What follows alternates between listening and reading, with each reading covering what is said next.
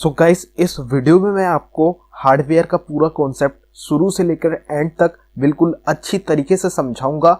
इस वीडियो को देखने के बाद आपके मन में हार्डवेयर के लिए कोई भी डाउट नहीं रह जाएगा। मैं इस बात की गारंटी देता हूं कि अगर आप इस वीडियो को अच्छे से देखेंगे, इसके सारे कॉन्सेप्ट अच्छे से गेन करेंगे एंड इम्प्लीमेंट करेंगे, तो आप एक अच्छे और सक्सेसफुल हार्डवेयर इंजीनियर बन जाएंगे। सो गाइस, बिना टाइम वेस्ट करे इस वीडियो को शुरू करते हैं।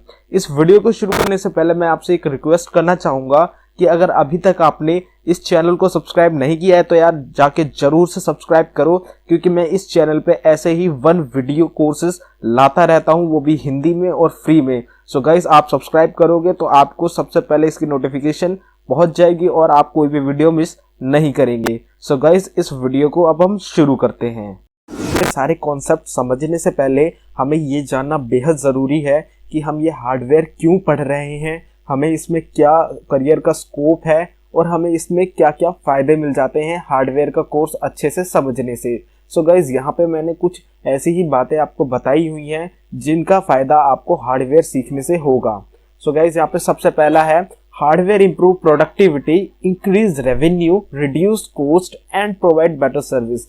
गाइस, अगर आप हार्डवेयर सीख लेते हैं तो ये आपकी प्रोडक्टिविटी भी बढ़ा देता है। इसके साथ साथ अगर आप हार्डवेयर से रिलेटेड कोई भी बिजनेस करते हैं तो आपका रेवेन्यू भी इंक्रीज होता है। और रिड्यूस कॉस्ट से मेरा मतलब है कि आप कुछ भी जो फॉल्ट होता है, जैसे आपके सिस्टम में कभी कुछ फॉल्ट हो गया, तो अगर आपको उसकी नॉलेज है हार्डवेयर की तो वो आप खुद से ही ठीक कर सकते हैं, जिससे आपको खर्चा भी कम होगा।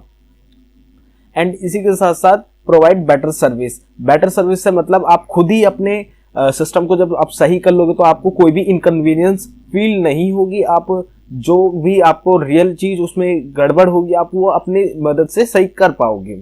सो सबसे पहला तो यही था।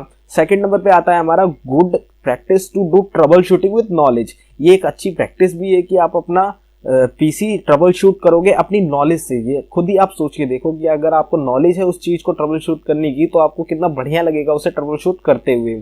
सो गाइस, ये अच्छी प्रैक्टिस भी है। इसी के साथ साथ makes you smarter and you can easily identify the fault. So guys, इसका ये सबसे बड़ा एडवांटेज ये है कि आप आसानी से कोई भी फॉल्ट आइडेंटिफाई कर पाओगे अगर आपको सारे हार्डवेयर का नॉलेज है। अगर आप अगर कभी आपके कंप्यूटर में कोई दिक्कत आ जाती है तो आप किसी शॉप में दिखाओगे तो वो शॉप वाले के बहुत ज़्यादा चांसेस ये होते हैं कि वो कुछ और भी उसमें इंक्लूड करके आपका बेवकूफ़ बना दे। सो गाइस, अगर आपको उसकी नॉलेज होगी तो आप इजीली आइडेंटिफाई कर लेंगे एंड आप स्मार्टर मतलब एक अच्छा डिसीजन ले पाएंगे कि क्या फॉल्ट है और मुझे क्या करना है अगले स्टेप में। सो गाइस, इसी के साथ साथ good scope in IT and technology field as desktop support engineer. So guys, अगर आप हार्डवेयर का कोर्स अच्छी तरीके से कर लेते हैं, उसके सारे कॉन्सेप्ट अच्छी तरीके से समझ लेते हैं, जो क्या क्या हार्डवेयर में होता है यूज एंड जो भी इसमें कॉन्सेप्ट होते हैं वो समझ लेते हैं। So guys, as a career इसका स्कोप बहुत ही अच्छा है, क्योंकि आपको सबको पता ही होगा IT की फील्ड फ्यूचर में बढ़ती ही जानी है, इसका कोई भी स्कोप कम नहीं होगा। एंड जहाँ पे IT का फील्ड है वहाँ पे हार्डवेयर का होना बिल्कुल मैंडेटरी है। सो गाइस, इसका स्कोप भी आने वाले टाइम में बहुत ज़्यादा बढ़ने वाला है। एज अ हार्डवेयर इंजीनियर और as a desktop support engineer आप हार्डवेयर सीख के किसी भी अच्छी कंपनी में लग सकते हैं। इसी के साथ साथ hardware are more important as blood of information technology. जैसा कि मैंने बताया, जहाँ पे इंफॉर्मेशन टेक्नोलॉजी यानी IT फील्ड होगी वहाँ हार्डवेयर होगा ही होगा। ये बिल्कुल वैसा है जैसे हमारे शरीर में खून। सो गाइस, बिल्कुल बेफिक्र होके इस हार्डवेयर कोर्स को आप अच्छी तरीके से सीखिए, क्योंकि इससे आपका करियर भी जुड़ा हुआ है। सो अब आता है क्वेश्चन, व्हाई लर्न हार्डवेयर। हमें हार्डवेयर क्यों पढ़ना चाहिए। सो सबसे पहला इसमें आता है all concepts for understanding computer working. इसमें सबसे सारे कॉन्सेप्ट होंगे कि हमारा जो कंप्यूटर सिस्टम वो कैसे बना है एंड वो कैसे काम कर पाता है। सो सबसे पहला तो यही है। और दूसरा है hardware components are important for operating. हमें हार्डवेयर कंपोनेंट्स को चलाना भी तो आना चाहिए कि वो कैसे कनेक्ट होता है या कैसे वो काम करता है, कैसे हमें उसे इनपुट देनी है, आउटपुट लेना है। सो गाइज, ये भी इसका बहुत बड़ा फैक्टर है। इसके बाद है good scope in IT fields. ये मैंने आपको पहले ही बता दिया कि इसका फील्ड में IT फील्ड में बहुत ही अच्छा स्कोप है। आपको बहुत सारी नौकरियां आने वाले टाइम में इसमें मिलेंगी। बहुत अच्छी अच्छी कंपनियां इसमें आपको जॉब ऑफर करेंगी। इसके साथ साथ to troubleshoot intelligently with precaution. अगर आपको हार्डवेयर की नॉलेज है तो आप ट्रबल शूट भी बिल्कुल प्रिकॉशन के साथ कर पाएंगे। अगर आपके सिस्टम में कभी भी कोई फॉल्ट आ गया, जब आपको नॉलेज होगी तो आप प्रिकॉशन भी लोगे कि हाँ भाई यहाँ पे ये दिक्कत है तो मुझे दूसरी चीज नहीं छेड़नी चाहिए, नहीं तो वो भी खराब हो सकती है। सो गाइज अगर आपको नॉलेज है तो आप प्रिकॉशन के साथ काम करेंगे। सो गाइज ये बहुत सारे इसके एडवांटेज हैं। अगर आप हार्डवेयर सीख लेते हैं तो आपका फ्यूचर, और इसी के साथ साथ आप एक स्मार्टर पर्सन भी बन जाएंगे एंड अपने कंप्यूटर सिस्टम या आप जहाँ पे भी जॉब करते हैं वहाँ के कंप्यूटर सिस्टम बहुत ही आसानी से ट्रबल शूट कर पाएंगे। एंड इसी के साथ साथ आपको नॉलेज होगा तो आप कोई भी फॉल्ट आसानी से पता कर पाएंगे।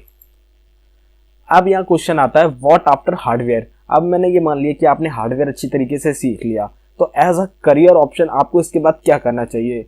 सो गाइज मेरी मानो तो आप इसके बाद हार्डवेयर का एक कोर्स होता है CompTIA A+, आप वो करो, क्योंकि उसमें सारे कंपोनेंट्स के बारे में एकदम ब्रीफली, एकदम बारीक से रूट खोद के सारी चीजें बताई गई हैं। इसी के साथ साथ इट कंक्लूड्स ऑल पेरिफेरल्स, उसमें सारे कंपोनेंट जो कि सीपीयू के अंदर होते हैं या पेरिफेरल्स जो कि बाहर आपको फिजिकली दिखने को मिलते हैं, जैसे मॉनिटर, माउस, कीबोर्ड, इन सब के बारे में एक एक हिस्ट्री से सारी चीजें बताई गई हैं।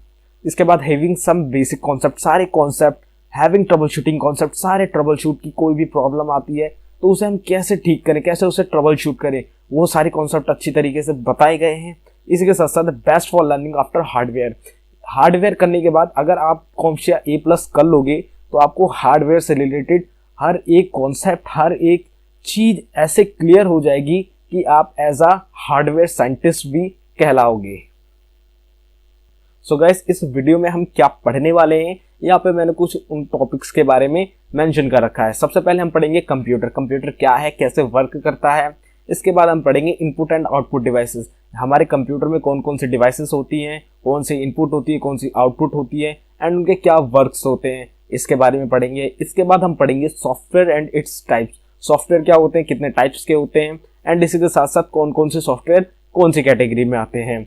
इसके बाद हम पढ़ेंगे हार्डवेयर एंड कंपोनेंट्स, हार्डवेयर क्या होता है एंड हार्डवेयर में कौन कौन से कंपोनेंट्स होते हैं, उनमें कौन कौन से कैटेगरीज होती हैं एंड वो कैसे काम करते हैं। इसके बाद हम हार्डवेयर कंपोनेंट्स में पढ़ेंगे माइक्रो प्रोसेसर के बारे में ब्रीफली, बिल्कुल जड़ खोद के माइक्रो प्रोसेसर की हर एक चीज को अच्छे से समझेंगे। इसके बाद हम मदरबोर्ड के बारे में पढ़ेंगे, मदरबोर्ड में भी सेम कॉन्सेप्ट, हम एकदम जड़ खोद के हर चीज के बारे में पढ़ेंगे। इसके बाद हम पढ़ेंगे प्राइमरी मेमोरी, प्राइमरी मेमोरी क्या होती है, कितने टाइप की होती है एंड इसका क्या यूज होता है, ये पढ़ेंगे। इसके बाद हम पढ़ेंगे सेकेंडरी मेमोरी के बारे में, सेकेंडरी मेमोरी क्या होती है, कितने टाइप की होती है एंड इनका क्या यूज होता है। इसके बाद हम CMOS के बारे में पढ़ेंगे, CMOS क्या होता है और उसका क्या वर्क होता है हमारे कंप्यूटर सिस्टम में। इसके बाद हम बायोस के बारे में पढ़ेंगे, बायोस कितने टाइप के होते हैं, UEFI एंड लेगेसी, इन दोनों में क्या अंतर है एंड ये कौन कौन से सिस्टम में प्रोवाइड होते हैं एंड इसी के साथ साथ इनका वर्क क्या होता है। इसके बाद हम पढ़ेंगे केबल और पोर्ट्स के बारे में, कौन कौन सी केबल्स हमारे कंप्यूटर में यूज होती हैं एंड इसी के साथ साथ हमारे सिस्टम में कौन कौन से पोर्ट्स यूज होते हैं। इसके बाद हम पढ़ेंगे मदरबोर्ड की कॉन्सेप्ट्स, उसमें कौन कौन से कंपोनेंट्स लगते हैं एंड क्या क्या उनका काम होता है। जैसे सबसे पहले हम पढ़ेंगे हार्ड डिस्क के बारे में, इसके बाद सॉलिड स्टेट ड्राइव के बारे में, इसके बाद हम पढ़ेंगे ऑप्टिकल डिस्क ड्राइव के बारे में, इसके बाद SMPS क्या होता है एंड इसके वर्क क्या होते हैं।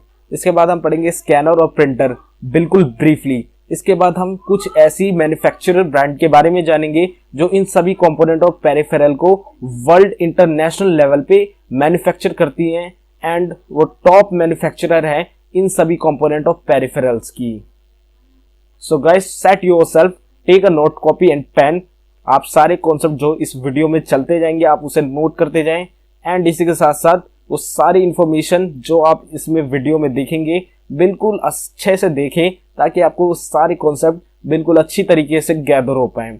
So guys let's get started.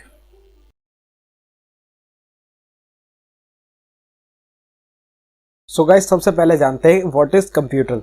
वैसे तो आपको पता ही होगा कंप्यूटर क्या होता है, कैसा दिखता है एंड क्या क्या उसमें यूज होता है, लेकिन एज अ नॉलेज अगर आपसे कोई पूछ लेता है कि कंप्यूटर क्या है तो आपको उसे एक इम्प्रेसिव सी डेफिनेशन देनी पड़ती है। सो गाइस जान लेते हैं एक अच्छी सी इम्प्रेसिव डेफिनेशन कंप्यूटर के बारे में। सो गाइस यहाँ पे एक बहुत ही अच्छी डेफिनेशन है, In basic term, a computer is an electronic device that processes data, converting it into information that is useful to people. Any computer, regardless of its type, is controlled by programmed instruction which gives the machine a purpose and tell it what to do. So guys, जो आपका computer होता है वो instruction के base पर ही काम करता है. आपका जो कंप्यूटर होता है वो बिल्कुल डंप मशीन होती है एंड वो 0 और 1 की लैंग्वेज समझती है, जिसे हम कहते हैं बाइनरी लैंग्वेज. सो गाइस, क्या होता है कि हमें जो भी इंस्ट्रक्शन देनी होती है वो हम कंप्यूटर को एज अ इनपुट देते हैं एंड कंप्यूटर उसे प्रोसेस करके एज अ आउटपुट हमें रिजल्ट दे देता है.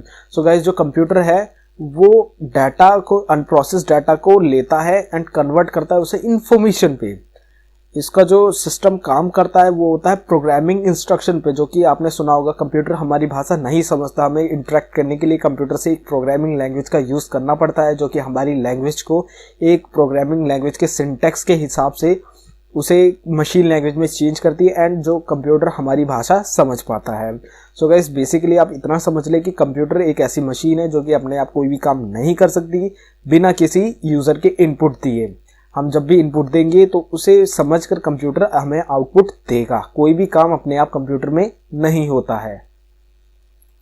सो गाइस, अब जान लेते हैं कुछ टाइप्स के बारे में कंप्यूटर के. सबसे पहला टाइप हमारे पास आता है पर्सनल कंप्यूटर, सेकंड नंबर पे आता है main frame computer, third number पे आता है मिनी कंप्यूटर और फोर्थ नंबर पे हमारे पास आता है सुपर कंप्यूटर. सो गाइस, सबसे पहले आता है personal computer. So guys, personal computer वो सभी कंप्यूटर होते हैं जो कि आपको नॉर्मली कहीं पे भी देखने को मिल जाते हैं, चाहे वो आपका ऑफिस हो, स्कूल हो, घर हो, बैंक हो या फिर कोई भी पोस्ट ऑफिस हो. सो गाइस, यहाँ पे हर जगह आपका पर्सनल कंप्यूटर यूज़ होता है, जो कि आपके एक टेबल या आपकी डेस्क में रखा होता है, जो कि फिजिकली आपको उसमें सीपीयू, कीबोर्ड, माउस, मॉनिटर ये सब आपको इजीली देखने को मिल जाते हैं. इनका बेसिकली यूज़ एक नॉर्मल मीडियम रेंज के कामों के लिए होता है, चाहे वो कोई भी ऑफिस डॉक्यूमेंट वर्क हो या कोई भी नॉर्मल जो भी वर्क होते हैं, ऑफिशियली वर्क होते हैं या होम के वर्क होते हैं, उन वर्क को करने के लिए यूज़ होता है. सो गाइस, इसमें क्या होता है कि आपका जो पर्सनल इन्फॉर्मेशन होती है वो भी आप इसे सेव करके रख सकते हैं एंड इसके साथ आप इसे कमर्शियल यूज़ के लिए भी यूज़ कर सकते हैं. जो बेसिक काम हम पर्सनल कंप्यूटर में कर सकते हैं वो है कम्युनिकेशन कर सकते हैं या म्यूज़िक सुन सकते हैं, वीडियोस देख सकते हैं, फोटोग्राफ एडिट कर सकते हैं, वीडियोग्राफी कर सकते हैं एंड बहुत सारे ऐसे काम भी कर सकते हैं जो कि आप एक कंप्यूटर सिस्टम में कर पाते हैं. सो गाइस, इसके बाद आता है main frame computer. Main frame computer कुछ आपको देखा होगा, आपने कभी भी बैंक गए होंगे. सो गाइस, आपको वहाँ पे कई बार ये सुनने को मिला होगा कि हमारा अभी सर्वर डाउन है, आप कुछ देर बाद आएँ एंड जो भी आपको काम कराना है कुछ देर बाद आप उसे फिर से ट्राई करें. सो गाइस, जो सर्वर डाउन का मतलब यही होता है, आपने कभी भी अपने फ़ोन में चलाया होगा, कोई भी इंटरनेट चलाते हो तो आपको कभी भी ये सर्वर डाउन वाली प्रॉब्लम आपको कभी भी फेस करने को नहीं मिली होगी. लेकिन बैंक में ही हमेशा ऐसी दिक्कत क्यों आती है? क्योंकि गाइस, जो बैंक होते हैं, ज़्यादातर इंडिया में बैंक जो होते हैं वो मेन फ्रेम कंप्यूटर पे ही वर्क करते हैं. मेन फ्रेम कंप्यूटर उनका जो होता है लोकल में ही एज अ सर्वर लगा होता है. मेन फ्रेम कंप्यूटर का काम क्या होता है कि अपने जो क्लाइंट्स होते हैं, जो उनके यूजर्स होते हैं, उन्हें लाइव जो भी काम देने होते हैं ना, जो भी सर्विस प्रोवाइड करनी होती है उन्हें लाइव देनी पड़ती है. कि मतलब ये भी नहीं कि जो उन्हें अभी इंस्ट्रक्शन दिया है तो उन्हें 1 घंटे बाद दे दें, उन्हें ऐसा नहीं होता है. उसमें तुरंत उन्हें अपना रिप्लाई देना पड़ता है, या तो वो डाउन रहते हैं या तो उन्हें तुरंत रिप्लाई देना पड़ता है. सो गाइस, जो तुरंत रिप्लाई देने वाली जो काम होते हैं उनकी वजह से जो कंप्यूटर बैंक होते हैं उन्हें मेन फ्रेम कंप्यूटर का यूज़ करना पड़ता है एंड ज़्यादा अच्छी मेंटेनेंस ना होने की वजह से ये मेन फ्रेम कंप्यूटर जो बैंक के पास होते हैं वो ख़राब हो जाते हैं एंड आपको कई बार इस प्रॉब्लम का सामना करना पड़ता है कि उनके सर्वर अभी डाउन हैं. सो गाइस, इन कंप्यूटर का इस्तेमाल तभी करते हैं जब हमें कोई लाइव सर्विस अपने यूज़र्स को प्रोवाइड करनी होती है. इसके बाद गाइस आता है मिनी कंप्यूटर.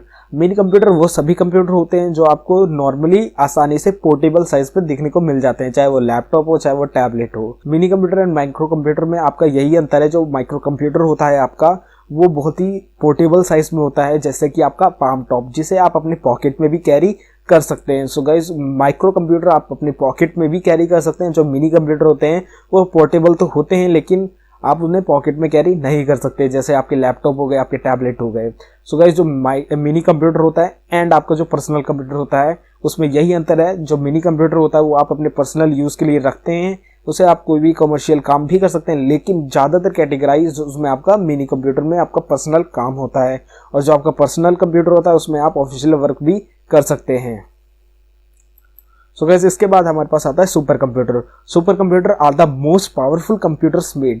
ये सबसे ज्यादा पावरफुल कंप्यूटर होते हैं। इनका यूज बड़ी बड़ी ब्रांड, बड़ी बड़ी कंपनियां, जाइंट कंपनियां इनका यूज करती हैं अपने बड़े बड़े डाटा सेंटर में। सुपर कंप्यूटर्स का यूज ये करती हैं क्योंकि इनका जो सर्वर होता है वो इंस्टॉल करने के लिए एक बहुत ही high performance, high end computer की जरूरत होती है, जो कि बहुत सारी कैलकुलेशंस पर सेकंड की स्पीड से करता रहे। क्योंकि जैसे आप गूगल है, आप गूगल में करोड़ों सर्च होती हैं, एक मिनट में करोड़ों सर्च होती हैं। सो गाइस इतने बड़े नंबर को मैनेज करने के लिए एक बहुत ही हाई लेवल के पीसीज की जरूरत पड़ती है। सो गाइस इन्हीं बड़ी हिट्स को कैलकुलेट करके, मतलब इनको कैटेगराइज करके बिल्कुल अच्छी तरीके से स्पीडली इनका रिजल्ट देने के लिए सुपर कंप्यूटर का ये कंपनियां यूज करती है। सो गाइज इनके बहुत बड़े बड़े डाटा सेंटर्स होते हैं जिसमें हजारों सुपर कंप्यूटर लगे होते हैं और उनमें सभी के उन्हीं कंपनियों के सर्वर इंस्टॉल्ड होते हैं। सो गाइज इनका बहुत ही लार्ज स्केल में, बहुत ही हाई एंड काम कराने के लिए सुपर कंप्यूटर का यूज होता है।